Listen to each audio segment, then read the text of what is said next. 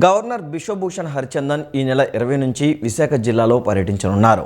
21న జరగనున్న presidential fleet రివ్యూలో రాష్ట్రపతి రామ్నాథ్ కోవింద్తో పాటు పాల్గొంటారు. రాష్ట్ర గవర్నర్ బిశ్వభూషణ్ హరిచందన్ 3 రోజుల పర్యటనలో భాగంగా ఈ నెల 20న విశాఖపట్నానికి వెళ్లనున్నారు.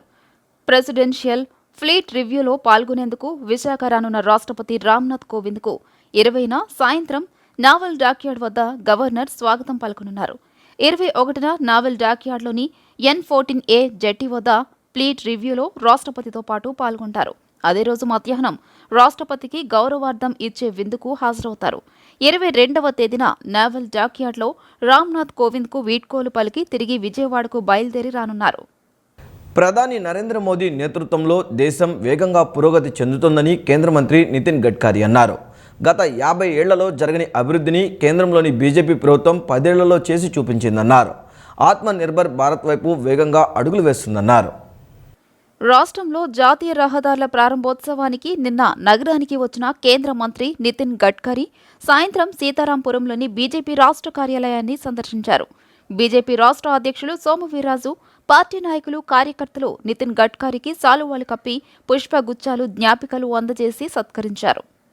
అనంతరం ఆయన కార్యకర్తలను ఉద్దేశించి మాట్లాడుతూ ప్రధాని నరేంద్ర మోదీ నేతృత్వంలో దేశం వేగంగా పురోగతి చెందుతోందన్నారు. గత 50 ఏళ్లలో జరగనిది కేంద్రంలోని బీజేపీ ప్రభుత్వం 10 ఏళ్లలో చేసి చూపించిందన్నారు.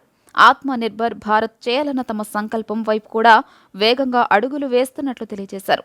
రాబోయే రోజుల్లో కేంద్ర ప్రభుత్వం ఏదైతే అభివృద్ధి చేసిందో దాని ఆధారంగా ఆంధ్రప్రదేశ్లో కూడా బీజేపీ విస్తరిస్తోందని పేర్కొన్నారు. ఆంధ్రప్రదేశ్లో నగరాలు, పట్టణాలు, జిల్లా రహదారులు, రాష్ట్ర రహదారులు ఎక్కడ ఆర్ఓబీ అవసరముందో తనకు జాబితా ఇస్తే ఆ పనులన్నింటినీ పూర్తి చేసేందుకు కృషి చేస్తానన్నారు. బీజేపీ రాష్ట్ర అధ్యక్షులు సోము వీర్రాజు మాట్లాడుతూ కేంద్ర మంత్రి నితిన్ గడ్కరీ రాష్ట్ర ప్రభుత్వం ప్రతిపాదించకముందే ఇక్కడ ఉన్న భౌగోళిక స్వరూపం ఆధారంగా తన మేధస్సుతో అనేక రహదారులకు నిధులు కేటాయించారని చెప్పారు. పోలవరంను ప్రోగ్రెసివ్గా ముందుకు తీసుకువెళ్లిన నేత, విధాత అని కొనియాడారు. పోలవరం పనులు 80% పూర్తి కావడంలో ముఖ్య భూమిక పోషించారన్నారు. రాష్ట్రాభివృద్ధికి అనేక విధాలుగా సహాయ సహకారాలు అందించారన్నారు.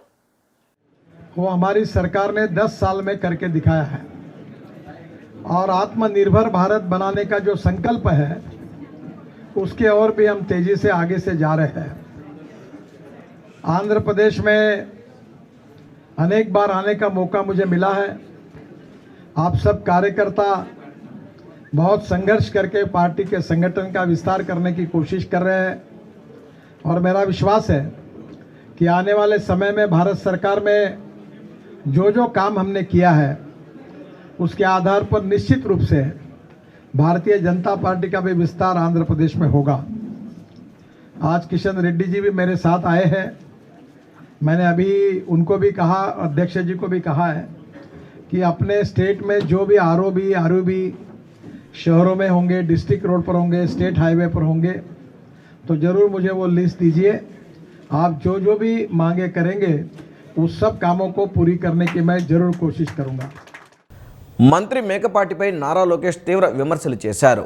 దుబాయ్ ఎక్స్పోలో షెల్ కంపెనీలతో మంత్రి డొల్ల ఒప్పందాలు కుదుర్చుకొని ఎవరికీ తెలియదని అనుకుంటున్నారని విమర్శించారు. ఉత్తుత్తి కంపెనీతో జరిగిన ఉత్తుత్తి ఒప్పందాన్ని టీడీపీ బయటపెట్టిందని ట్వీట్ చేశారు. కళ్లు మూసుకుని పాలు తాగుతూ తనను ఎవరూ చూడలేదని పిల్లి అనుకున్నట్టుగా మంత్రి మేకపాటి గౌతమ్ రెడ్డి వ్యవహారం ఉందని తెలుగుదేశం జాతీయ ప్రధాన కార్యదర్శి లోకేష్ ఎద్దేవా చేశారు. దుబాయ్ ఎక్స్పోలో షెల్ కంపెనీలతో డొల్ల ఒప్పందాలు కుదుర్చుకుని ఎవరికీ తెలియదని అనుకుంటున్నారని విమర్శించారు. 3 లక్షల రూపాయలు కూడా లేని కంపెనీ 3,000 కోట్ల రూపాయలు పెట్టుబడి పెడతామన్న లోగుటును ఉత్తుత్తి కంపెనీతో జరిగిన ఉత్తుత్తి ఒప్పందాన్ని టీడీపీ బయటపెట్టిందని ట్వీట్ చేశారు. దీనిపై మంత్రి, ప్రభుత్వ పెద్దలు తేలుకుట్టిన దొంగల్లా స్పందించడం లేదని లోకేష్ విమర్శించారు. ప్రతిపక్ష నేత చంద్రబాబు నాయుడు ఇక జన్మలో మళ్లీ సీఎం కాలేడని రాష్ట్ర పౌర సరఫరాల శాఖ మంత్రి కొడాలి నాని ధ్వజమెత్తారు. కావాలని ముఖ్యమంత్రి వైఎస్ జగన్మోహన్ రెడ్డిపై ఎల్లో మీడియా దుష్ప్రచారం చేస్తుందని మండిపడ్డారు. సీఎం జగన్పై బురద జల్లడమే ఎల్లో మీడియా పనిగా పెట్టుకుందని దుయ్యబట్టారు. చంద్రబాబును ఉన్నపళంగా సీఎం చేసేయాలని ఎల్లో మీడియా తాపత్రయపడుతోందని రాష్ట్ర పౌర సరఫరాల శాఖ మంత్రి కొడాలి నాని విమర్శించారు. కాకినాడ పోర్టు నుంచి అనేక రాష్ట్రాలకు ధాన్యం ఎగుమతి అవుతోందని తెలిపిన మంత్రి ధాన్యం ఎగుమతి చేయడంలో కాకినాడ పోర్టుది అగ్రస్థానమని పేర్కొన్నారు. రైతులు పండించే పంటల వివరాలు ఈ క్రాప్ యాప్లో ఉంటాయని, అన్ని రికార్డులు ఆన్లైన్లో ఉంటాయన్నారు. సన్నబియ్యం ఎగుమతిలో ఎలాంటి అవినీతి జరగలేదని మంత్రి స్పష్టం చేశారు. కాకినాడ నుంచి ఎగుమతి అయ్యే బియ్యం ఒక్క ఏపీ నుంచే కాదని బీహార్, ఒరిస్సా, తమిళనాడు, ఛత్తీస్గఢ్ రాష్ట్రాల నుంచి కూడా ఎగుమతి అవుతోందన్నారు. ప్రతిపక్ష పార్టీ చంద్రబాబు నాయుడు, ఆయనకి తోకలుగా ఉన్నటువంటి కొన్ని తోక పార్టీలు ఆయనకి ముఖ్యమంత్రి చేయాలి, తెలుగుదేశం పార్టీని అధికారంలో ఉంచాలి, ఈ రాష్ట్రంలో కమ్మరాజ్యాన్ని స్థాపించాలని చెప్పి ఏదో ఒకటి పనికి మాలినటువంటి న్యూస్ల్ని గాలి పోగేసుకొచ్చి గాలి వార్తలు రాసి జగన్మోహన్ రెడ్డి గారిని ఏదో రకంగా భ్రష్టు పట్టించాలి, అధికారంలోంచి దించాలి.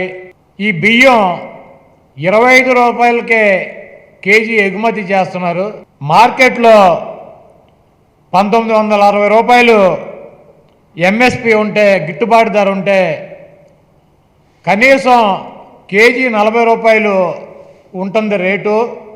అంటే 25 రూపాయలకి ఎగుమతి అయిపోతుంటే అది సివిల్ సప్లైస్ డిపార్ట్మెంట్ అన్నా దొంగతనంగా అమ్మేసుకుంటుంది, లేకపోతే రైతులకు ఇవ్వాల్సినటువంటి గిట్టుబాటు ధరలో 400-500 రూపాయలు కట్ చేసి రైతుల దగ్గర వాళ్ళ శ్రమని దోసుకుంటుంది ప్రభుత్వం, సివిల్ సప్లైస్ డిపార్ట్మెంటు. అందుకనే ఇన్ని లక్షల టన్నులు రీసైక్లింగ్ అంటే ప్రజా పంపిణీ వ్యవస్థలో ఇచ్చినటువంటి బియ్యాన్ని వెనక కొన్ని తక్కువ రేటుకి 5 రూపాయలకు 10 రూపాయలకు అమ్మేసుకుంటున్నారు. ఇదంతా కూడా అంతర్జాతీయ మార్కెట్కి వెళ్ళిపోతుంది. ఒకవేళ అలా చేయకపోతే ఇంకొకటి కూడా కారణం ఉంది. రైతులకు గిట్టుబాటు ధర ఇవ్వకుండా 500-600 రూపాయలు తగ్గించి వాళ్ళ దగ్గర కొని ఎక్స్పోర్ట్ చేసేసుకుంటున్నారు. ఇటువంటి నీచమైనటువంటి వార్తలు. చంద్రబాబును ముఖ్యమంత్రిని చేయాలంటే నీ తరం కాదు, నువ్వు బతికొండగా చూడలేవు. జగన్మోహన్ రెడ్డి గారి మీద విషం కక్కాలి. కాకినాడ పోర్టు నుంచి చుట్టుపక్కల ఉన్నటువంటి రాష్ట్రాల నుంచి ధాన్యాన్ని ఎగుమతి చేయటంలో అగ్రస్థానం కాకినాడ పోర్టు. ఈరోజు సివిల్ సప్లైస్లో జగన్మోహన్ రెడ్డి గారు ముఖ్యమంత్రి అయిన తర్వాత అనేక మార్పులు చేశాం. ఎక్కడైతే ధాన్యం పంటేస్తారో దాన్ని ఈ క్రాప్ బుకింగ్ అని చెప్పి వేసినటువంటి ప్రతి రైతు పొలంలోనూ ఏం పంట వేసాడు, ఏం విత్తనం వేసేవాడు అన్నదే నోట్ చేసి ఆన్లైన్లో ఉన్నాయి. ఈ గుడ్డేళ్ళు కనుక ఆన్లైన్లో చూసుకుంటే అక్కడ ఆ సర్వే నెంబర్లో ఏ పొలంలో ఏ పంట వేశారో, ఏ రకమైనటువంటి ధాన్యం పండిస్తున్నారో తెలుస్తుంది. రాష్ట్రంలో మహిళా సాధికారత ఏంటనేది చేసి చూపించింది ముఖ్యమంత్రి వైఎస్ జగన్మోహన్ రెడ్డి మాత్రమేనని హోంమంత్రి సుచరిత అన్నారు. చంద్రబాబుకు కుటుంబ అనుబంధాలు లేవు కాబట్టి ఎవరికి కుటుంబ అనుబంధాలు ఉండకూడదు అనుకుంటాడని అన్నారు. ఆయనకు చెల్లెళ్ళు, తోబుట్టువుల మీద ప్రేమ లేదు కాబట్టి ఎవరికి చెల్లెళ్ళ మీద ప్రేమ లేదని ప్రచారం చేయిస్తాడని ఆరోపించారు. సీఎం జగన్ కుటుంబంపై విమర్శలు చేస్తున్న టీడీపీ నాయకులపై హోంమంత్రి మేకతోటి సుచరిత విరుచుకుపడ్డారు. కుటుంబ విలువలు లేని వ్యక్తులు, వెన్నుపోటుదారుల నాయకత్వంలో పనిచేసేవారు, అసలు కుటుంబ విలువలే లేని వ్యక్తులు సీఎం జగన్ రెడ్డి, ఆయన కుటుంబం గురించి మాట్లాడడం విడ్డూరంగా ఉందన్నారు. ఈ మాటలను చూసి ప్రజలే వారిని మరింతగా అసహ్యించుకుంటున్నారని అన్నారు. చంద్రబాబుకు కుటుంబ అనుబంధాలు లేవు కాబట్టి ఎవరికీ కుటుంబ అనుబంధాలు ఉండకూడదు అనుకుంటున్నాడని అన్నారు. ఆయనకు చెల్లెళ్ళు, తోబుట్టువుల మీద ప్రేమ లేదు కాబట్టి ఎవరికీ చెల్లెళ్ల మీద ప్రేమ లేదని ప్రచారం చేయిస్తాడని ఆరోపించారు. చంద్రబాబు ఏ స్థాయికి దిగజారుతారో ఆయన 40 ఏళ్ల రాజకీయ జీవితంలో 1 కాదు 2 కాదు 100 ఉదాహరణలు దొరుకుతాయి. అందుకే తన మాదిరిగానే అందరూ ప్రవర్తిస్తారని పదే ఆరోపణలు చేయిస్తుంటాడని హోంమంత్రి మండిపడ్డారు. మొదలుపెట్టిన తరువాత అనేక ఇళ్ళు నిర్మాణాలు పూర్తి చేసుకుని మరి గృహప్రవేశాలు చేసుకుంటూ మరి ఎవరు కూడా ఒక సొంతగా ఒక గజం స్థలం కూడా కొనుక్కోలేనటువంటి వాళ్ళు ఈరోజు సొంత ఇంటి కళ మాకు సాకారం చేర్చినటువంటి ఘనత మా గౌరవ ముఖ్యమంత్రి గారిదని సంతోషంగా చెప్తున్నటువంటి పరిస్థితుల్లో ఈరోజు కనీసం గౌరవ ముఖ్యమంత్రి గారి భార్య మీద కూడా అవాకులు చెవాకులు మాట్లాడుతూ ఉన్నారు. ఈరోజు షర్మిల గారు వేరే రాష్ట్రంలో పార్టీ పెడితే చెల్లెల్ని రాష్ట్రానికి రాకుండా తరిమేశారంటున్నారు. ఏ మహిళ ఒక సాధికారత సాధించి ఆమె సొంతగా ఒక పార్టీ పెట్టుకుంటే అది మీకు తప్పుగా ఎలా కనిపిస్తుందో నాకు అర్థం కావట్లేదు. ఆమె ఒక పార్టీ పెట్టుకున్నారు, ఒక పార్టీకి అధినేత అయ్యారు, ఆమె రాజకీయంగా ఒక సాధికారత సాధించారు. దాని మీద కూడా ఈరోజు రాజకీయంగా మాట్లాడుతున్నారు. తల్లికి చెల్లికి న్యాయం చేయలేని వాళ్ళు రేపు ఆ మహిళలకు ఏ విధమైనటువంటి న్యాయం చేస్తారు అని మాట్లాడుతూ ఉన్నారు. ఈరోజు మహిళలు మనం చూస్తే కరోనా నేపథ్యంలో ఎక్కడా కూడా పురుషులు కానీ ఎవరు బయటికి వెళ్ళని లాక్డౌన్ విధించినటువంటి పరిస్థితుల్లో ఈరోజు రాష్ట్ర మహిళని ఆర్థికంగా బలోపేతం చేసి చెప్పినటువంటి పథకాన్ని ఆర్థిక ఇబ్బందులు ఉన్నటువంటి పరిస్థితుల్లో కూడా మహిళలకు డబ్బులు ఇచ్చినటువంటి ఘనత గౌరవ ముఖ్యమంత్రి గారికి. ఆ రోజు మరి అంటే మహిళా సాధికారతని అందరం మాట్లాడతాం. ఆ రోజు నిజంగా పురుషులు ఖర్చులకు కూడా ఏదన్నా ఒక 100 రూపాయలు ఇవ్వండి అని ఆ రోజు ఇళ్లలో భార్యలను అడిగే పరిస్థితి కూడా ఈ రాష్ట్రాల్లో తీసుకుని వచ్చి మహిళా సాధికారత ఏమిటి అన్నది చూపించినటువంటి ఘనత గౌరవ ముఖ్యమంత్రి గారికి దక్కుతుంది. మాజీ ఎమ్మెల్యే దాసరి బాలవర్ధన్ రావు ఇంట్లో దుండగులు చోరీకి తెగబట్టారు. ఉంగుటూరు మండలం ఆముదాలపల్లిలో ఘటన చోటు చేసుకుంది. గత రాత్రి ఎవరూ లేని సమయంలో తలుపులు పగలగొట్టి ఇంట్లో ప్రవేశించిన దుండగులు 1.5 లక్షల నగదు, కొంత బంగారు ఆభరణాలను అపహరించారు. చోరీ ఘటనపై దాసరి బాలవర్ధన్ రావు పోలీసులకు ఫిర్యాదు చేశారు. కేసు నమోదు చేసిన పోలీసులు దుండగుల కోసం గాలింపు చర్యలు చేపట్టారు. ఇటువంటి కవర్లు ఉంటాయి, మాకు ఈ కవర్లు ఇస్తారు 8,000 చొప్పున 5 కవర్లు ఉన్నాయి. 5,845 6 ఉన్నాయి. నాకు మనం లెక్క పెట్టాం కదా, పండుగ తీసుకొచ్చి పడేస్తూ ఉంటాను. నేను మా పిల్లల చదువుల కాటికి ఎవరిని అడిగితే దానాలకి అటుకి ఇస్తూ ఉంటాను అనమాట. ఇక్కడే 42,000 రూపాయలు కట్టుంది. ఇప్పుడు ఆ మాలతను అర్జున్ అతను ఆదామని పొలం రిజిస్ట్రేషన్ కానీ నా దగ్గర డబ్బులు దాచుకున్నాడు. 42,000 ఇచ్చాడు. 42,000 కట్టి దీంట్లో పెట్టా. అది కాబట్టి ఈ ఒక 45,000 40,000 ఇక్కడ ఉండేది. ఇక్కడ ఒక 50,000 నేను గడ్డి అమ్మా, వరిగడ్డి. వాడు అడ్వాన్స్ ఒక 50,000 ఇచ్చాడు. ఆ 50,000 కట్ట దీంట్లో ఉంది. తర్వాత నా చిల్లర డబ్బులు నేను వాడుకున్నాగా కొంతగా 5-6,000 ఇక్కడ ఉండే దీంట్లో. ఆ అమౌంట్ పోయిందండి. తర్వాత అక్కడ ఆసరుగు తీశాడు. జగన్మోహన్ రెడ్డి 3 ఏళ్ల పాలనలో రాష్ట్రంలో మునుపెన్నడూ లేని ఆర్థిక సంక్షోభం నెలకొందని టీడీపీ పొలిట్ బ్యూరో సభ్యులు యనమల రామకృష్ణుడు అన్నారు. జగన్ రెడ్డి అహంభావం, చేతగానితనం, మొండితనంతోనే ఈ అనార్థం జరిగిందన్నారు. పనితీరులో వివిధ శాఖల పురోగతిలో మాత్రం అట్టడుగున ఉందని విమర్శించారు. జగన్మోహన్ రెడ్డి 3 ఏళ్ల పాలనలో రాష్ట్రంలో గతంలో ఎన్నడూ లేని ఆర్థిక సంక్షోభం నెలకొందని టీడీపీ పొలిట్ బ్యూరో సభ్యులు యనమల రామకృష్ణుడు అన్నారు. బహిరంగ మార్కెట్ రుణాలతో సహా రాష్ట్ర ప్రభుత్వ ఆదాయం 3 ఏళ్లలో టీడీపీ హయాం కంటే 86,865 కోట్ల రూపాయలు అధికమని తెలియజేశారు. కేంద్ర నిధులు కూడా కలిపితే రాష్ట్ర ప్రభుత్వం మొత్తం ఆదాయం 1,25,995 కోట్ల రూపాయలు ఎక్కువ వచ్చిందని అన్నారు. ఆదాయంలో అనేక రాష్ట్రాల కన్నా ఆంధ్రప్రదేశ్ మెరుగ్గా ఉందని ఆయన చెప్పారు. పనితీరులో వివిధ శాఖల పురోగతిలో మాత్రం అట్టడుగున ఉందని విమర్శించారు. ఇతర రాష్ట్రాలతో పోలిస్తే కోవిడ్ ప్రభావం ఏపీపై తక్కువే అని అన్నారు. FRBM నిబంధనలు ఉల్లంఘించారన్నారు. ప్రత్యక్ష నగదు బదిలీలో ఆంధ్రప్రదేశ్ ర్యాంకు 19వ స్థానానికి పడిపోయిందని తెలియజేశారు. ఆక్స్ఫర్డ్ యూనివర్సిటీ చేసిన మల్టీ డైమెన్షనల్ పావర్టీ ఇండెక్స్ ప్రకారం ఆంధ్రప్రదేశ్ 20వ స్థానంలో ఉందని చెప్పారు. ప్రజలు కొనుగోలు శక్తి దారుణంగా పడిపోయిందని, పొదుపు శక్తి పూర్తిగా మందగించిందని యనమల రామకృష్ణుడు పేర్కొన్నారు. మంత్రి కొడాలి నాని ఎమ్మెల్యే ద్వారంపూళ్లపై మండిపడ్డారు టీడీపీ అధికార ప్రతినిధి పట్టాభిరామ్. పేదలకు పంపిణీ చేసే రేషన్ బియ్యాన్ని కొల్లగొడుతూ భారీ అవినీతికి పాల్పడుతున్నారు. గోడౌన్ల నుంచి రేషన్ బియ్యాన్ని దోచుకుని కాకినాడ పోర్ట్ ద్వారా పశ్చిమ ఆఫ్రికాలోని ఐవరీ కోస్ట్కు తరలిస్తున్నారని ఆరోపించారు. ఏపీలో వైసీపీ నేతలపై విరుచుకుపడుతున్నారు టీడీపీ నేతలు. తాజాగా మంత్రి కొడాలి నాని ఎమ్మెల్యే ద్వారంపూడిలపై మండిపడ్డారు టీడీపీ అధికార ప్రతినిధి పట్టాభి. మంత్రి కొడాలి నాని, కాకినాడ ఎమ్మెల్యే ద్వారంపూడిలు కలిసి పేదలకు పంపిణీ చేసే రేషన్ బియ్యాన్ని కొల్లగొడుతూ భారీ అవినీతికి పాల్పడుతున్నారు.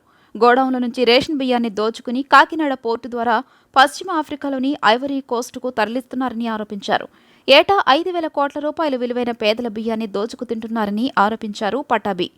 దొంగ బియ్యం వ్యాపారంలో మంత్రి కొడాలి నానికి కాకినాడ ఎమ్మెల్యే ద్వారంపూడి భాగస్వామిని, బియ్యం అక్రమ రవాణాపైనే ద్వారంపూడి కుటుంబం బతికేస్తోందని అన్నారు. కాకినాడ పోర్టు నుంచి టీడీపీ హయాంలో నాన్ బాస్మతి రకం 18 లక్షల టన్నుల బియ్యం ఎగుమతి అయ్యిందని పేర్కొన్నారు. జగన్ అధికారంలోకి వచ్చాక రికార్డు స్థాయిలో 31 లక్షల టన్నుల పైబడి బియ్యం ఎగుమతి అవుతోందని, కొడాలి నాని ద్వారంపూడితో కలిసి రేషన్ బియ్యాన్ని కొల్లగొడుతున్నందుకే దేశంలో మరే పోర్టు నుంచి పెరగనంతగా కాకినాడ పోర్టు నుంచి బియ్యం ఎగుమతులు జరిగాయని ఆరోపించారు.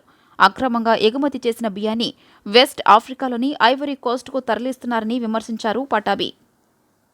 ఇవాళ బియ్యం మాఫియాకి అక్కడ ఒక డాను, గతంలో మత్తు పదార్థాలకు సంబంధించి మనం విన్నాం ఆయన గురించి. ఇవాళ బియ్యం గురించి కూడా ఇవాళ ఆయన పాత్ర ఏ విధంగా ఉంటుందో నేను వాళ్ళు చెప్పదలుచుకున్నా. ఇవాళ బియ్యం మాఫియా డాన్గా ద్వారంపూడి కుటుంబం మొత్తం బియ్యం మీదే కదా బతికేది. ఇవాళ ద్వారంపూడి చంద్రశేఖర్ రెడ్డి అక్కడ స్థానిక ఎమ్మెల్యే, అదేవిధంగా ఆయన తండ్రి గారు ద్వారంపూడి భాస్కర్ రెడ్డి గారు సివిల్ సప్లైస్ కార్పొరేషన్కి ఆయన చైర్మన్ను, అదేవిధంగా ఆయన సోదరుడు ద్వారంపూడి గారి సోదరుడు రైస్ మిల్లర్స్ అసోసియేషన్కి అధ్యక్షుడు. కాబట్టి మొత్తం కుటుంబం మొత్తం కూడా ఎలా బియ్యం పైన బతికేస్తూ ఉందో ఒక్కసారి మీరు కాకినాడ పోర్టుకు సంబంధించినటువంటి వివరాలు కనుక మనం చూసినట్లయితే, నిన్న చెప్తా ఉన్నాడు ఈ మంత్రి, కాకినాడ పోర్టు ద్వారా ఎప్పటి నుంచో ఏదో స్వతంత్రం రాకముందు నుంచి కూడా బియ్యం ఎగుమతి అవుతా ఉంది, మీ పార్టీ పెట్టకముందు నుంచి కూడా బియ్యం ఎగుమతి అవుతా ఉంది అని చాలా కబుర్లు చెప్పాడు. ఒప్పుకుంటామయ్యా, బియ్యం ఎగుమతి ఏం కొత్త కాదు. కానీ ఇవాళ ఆ క్వాంటిటీ మనం చూసినట్లయితే ఎంత పరిమాణంలో మరి బియ్యం ఎగుమతి అవుతా ఉంది అన్నది ఒకటి చూడాలి కదా. ఇవాళ మీ ప్రభుత్వం అధికారంలోకి రాకముందు కాకినాడ పోర్టు ద్వారా ఎంత ఎగుమతి అవుతా ఉంది, ఈ రోజున ఎంత ఎగుమతి అవుతుందో మనం చూద్దాం.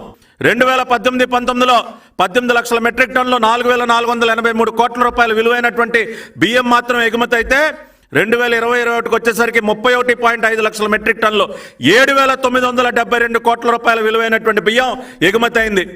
అరే చదువురాని సన్నాసి, దీనికి సమాధానం చెప్పు. ప్రెస్ మీట్లు పెట్టి మీడియా మీద పడటం కాదు. ఆంధ్రప్రదేశ్లో ఉన్నటువంటి కృష్ణపట్నం పోర్టు నుంచి బియ్యం ఎగుమతి అవుతా ఉంది. ఒరిస్సా రాష్ట్రం ఉంది, పోనీ ఒరిస్సా రాష్ట్రం వాళ్ళు బియ్యం ఎగుమతి అవ్వాలంటే పక్కనే విశాఖపట్నం ఉంది. విశాఖపట్నంలో మొన్న 2020-21లో 11,23,000 మెట్రిక్ టన్నులు విశాఖపట్నం నుంచి ఎగుమతి చేశారు. కాబట్టి ఇవాళ ఏ రాష్ట్రానికి ఆ రాష్ట్రంలో పోర్టులోనే, మన రాష్ట్రంలో కూడా విశాఖపట్నం పోర్టు ఉంది, కృష్ణపట్నం పోర్టు ఉంది, అక్కడి నుంచి కూడా బియ్యం ఎగుమతులు అవుతున్నాయి. కాబట్టి మొత్తం ఏదో దేశంలో ఉన్న బియ్యం అంతా కాకినాడ వచ్చి పడిపోతా ఉంది, అందుకనే ఏదో మొత్తం క్వాంటిటీలు పెరిగిపోయాయని ఈ కాకమ్మ కబుర్లు కట్టిబెట్టు. ఆంధ్రప్రదేశ్ రాష్ట్ర వైద్య ఆరోగ్య శాఖలో పారామెడికల్ విభాగంలో ఖాళీగా ఉన్న male health assistant, multipurpose health assistant male పోస్టులను భర్తీ చేయాలని ఏపీ డిఎంపీహెచ్ఏ నిరుద్యోగ ఆరోగ్య సంఘం నేతలు కోరారు. రాష్ట్రంలో సుమారుగా 20,000 మంది హెల్త్ అసిస్టెంట్ మేల్ నిరుద్యోగులు ఉన్నారని పేర్కొన్నారు. అన్ని శాఖల్లో ఉద్యోగాలు భర్తీ చేస్తున్నారని, ఒక హెల్త్ అసిస్టెంట్ మేల్ పోస్టులు మాత్రం భర్తీ చేయడం లేదని ఆవేదన వ్యక్తం చేశారు. ఆంధ్రప్రదేశ్ రాష్ట్ర వైద్య ఆరోగ్య శాఖలో పారామెడికల్ విభాగంలో ఖాళీగా ఉన్న male health assistant, multipurpose health assistant male పోస్టులను భర్తీ చేయాలని ఏపీ డిఎంపీహెచ్ఏ నిరుద్యోగ ఆరోగ్య సంఘం నేతలు కోరారు. విజయవాడ ప్రెస్ క్లబ్లో ఏర్పాటు చేసిన విలేకరుల సమావేశంలో ఆ సంఘం అధ్యక్షులు హనుమనాయక్ మాట్లాడుతూ, గత 19 ఏళ్లుగా పారామెడికల్ విభాగంలో ఉన్న పోస్టులను భర్తీ చేయాలని అన్నారు. ఇప్పటికే పలుమార్లు ఆయా శాఖల్లో అధికారులను కలిసి విన్నవించినా తమ సమస్య పరిష్కారం కాలేదన్నారు. వైద్య ఆరోగ్య శాఖలో ఖాళీగా ఉన్న అన్ని పోస్టులకు నోటిఫికేషన్ విడుదల చేసి భర్తీ చేస్తున్నారు. కానీ ఒక్క హెల్త్ అసిస్టెంట్ మేల్ పోస్టులు మాత్రం భర్తీ చేయలేదన్నారు. రాష్ట్రంలో సుమారుగా 20,000 మంది హెల్త్ అసిస్టెంట్ మేల్ నిరుద్యోగ అభ్యర్థులున్నారని పేర్కొన్నారు. పట్టణ గ్రామీణ ప్రాంతాల్లో సీజనల్ అంటువ్యాధుల గురించి, మానసిక సమస్యల గురించి, వ్యక్తిగత పరిసరాల పరిశుభ్రత గురించి హెల్త్ అసిస్టెంట్ మేల్ పాత్ర చాలా కీలకమైందని తెలియజేశారు. ప్రాథమిక ఆరోగ్య కేంద్రాల్లో గానీ, ఉప కేంద్రాల్లో గానీ, వైఎస్ఆర్ విలేజ్ హెల్త్ క్లినిక్స్లో గానీ ఐటీడీఏ పరిధిలో మలేరియా డిపార్ట్మెంట్లో ఉద్యోగ అవకాశం కల్పించాలని కోరారు. ఈ 2002 నుండి ఇప్పటి వరకు అప్రాక్సిమేట్లీ 20,000 మంది రాష్ట్ర వ్యాప్తంగా నిరుద్యోగులం, మల్టీపర్పస్ హెల్త్ అసిస్టెంట్స్గా నిరుద్యోగులం ఉన్నామండి. అయితే ఈ నిరుద్యోగ వ్యవస్థని మేము ఇంతకాలం భరిస్తూ వచ్చాము. అయితే ఇప్పుడు వరకు ఈ జరుగుతున్న ఈ నిరుద్యోగ వ్యవస్థకి అందరూ రాష్ట్ర వ్యాప్తంగా స్పందించి మనమందరం రాష్ట్ర వ్యాప్తంగా 20,000 మంది మేము నిరుద్యోగ వ్యవస్థలో ఉండిపోయాము. ఈ కోర్సు చేసి కోర్సు నడుస్తుంది, మేము ప్రభుత్వానికి చేరవేయడం జరిగింది. అయినా మా సమస్య పరిష్కారం కాలేదని చెప్పేసి మరలా మీడియా బృందం ద్వారా మరలా ప్రభుత్వానికి తెలియజేయాలని ఇక్కడికి మేము మా నిరుద్యోగ వ్యవస్థ అందరం కలిసి మీడియా ముందుకు రావడం జరిగిందండి. ఇప్పటి వరకు ఈ కోర్సు అయితే బోర్డులో అన్ని పారామెడికల్ కాలేజీలలో రన్నింగ్ అవుతానే ఉందండి, రిజిస్ట్రేషన్ అవుతూ ఉంది. మరలా డిపార్ట్మెంట్స్ ఆల్ డిపార్ట్మెంట్స్లలో ఫీమేల్ రిక్రూట్మెంట్ అవుతుంది. అయితే ఈ మేల్ వ్యవస్థకు మాత్రమే రిక్రూట్మెంట్ అవ్వట్లేదు. ఈ వార్తలు ఇంతటితో సమాప్తం. నమస్కారం.